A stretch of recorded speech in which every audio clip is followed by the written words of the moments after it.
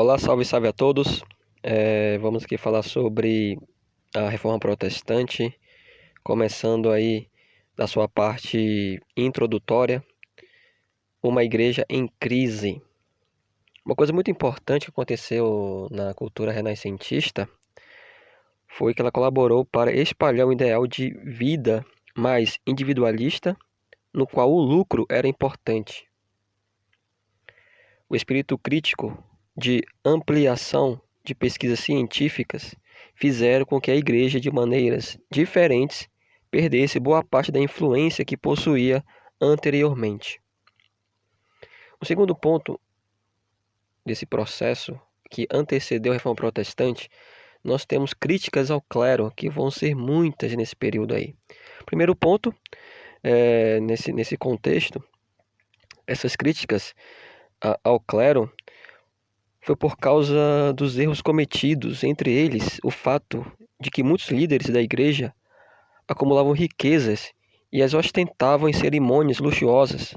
A vida parecia estar mais ligada aos assuntos de interesse pessoal e político do que aos interesses religiosos, o que se manifestava na indicação para cargos importantes na igreja. Um exemplo aí foi o Papa Leão X, por exemplo, que esteve no cargo entre 1513 e 1521.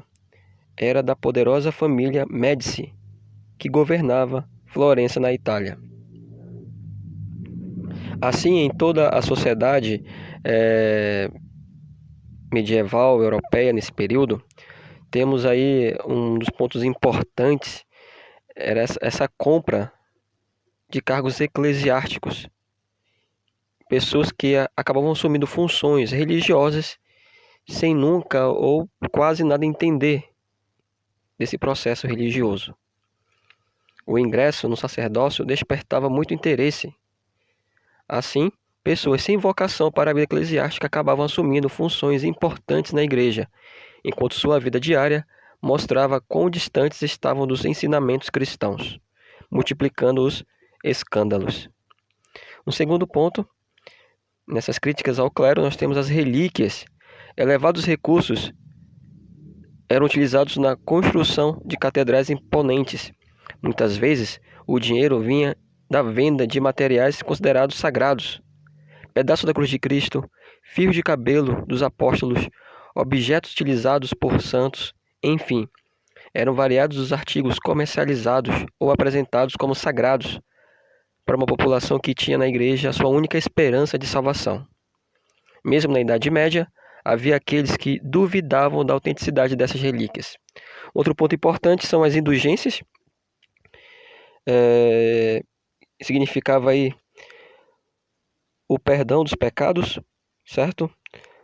Para se livrar dos castigos do inferno e do purgatório, as pessoas podiam pagar pelas indulgências, que significava o perdão dos pecados. Dessa maneira, os cofres eclesiásticos ficavam cada vez mais cheios.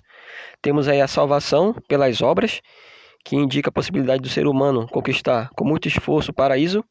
Penitências, peregrinações e indulgências eram algumas das maneiras de se conseguir as bênçãos divinas. O acesso à Bíblia era muito restrito ao clero. As missas eram feitas em latim, pouco se entendia nesse processo, nesses cultos. Outro ponto é a usura. A igreja condenava a usura, que seria o quê? A cobrança de juros em excesso. Isso vai contrariar os comerciantes medievais, principalmente a burguesia.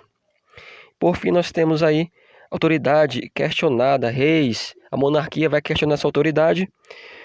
Dentro da própria organização surgiram movimentos pedindo uma reforma que pudesse restaurar os valores do cristianismo, adaptando-os aos tempos modernos. Os principais líderes da igreja, entretanto, não viram com bons olhos as mudanças pretendidas e, por isso, reprimiram e rejeitaram as novas propostas. Então, aí, são alguns antecedentes, isso vai pegar fogo agora na Europa, do que vai ser mais à frente a Reforma Protestante. Então, é isso. Estamos vendo aí os antecedentes, todo o circo se formando na Europa, que vai dar origem à Reforma Protestante. Um forte abraço a todos. Até nossa próxima aula. Curtam o nosso vídeo e fiquem ligados às nossas próximas aulas.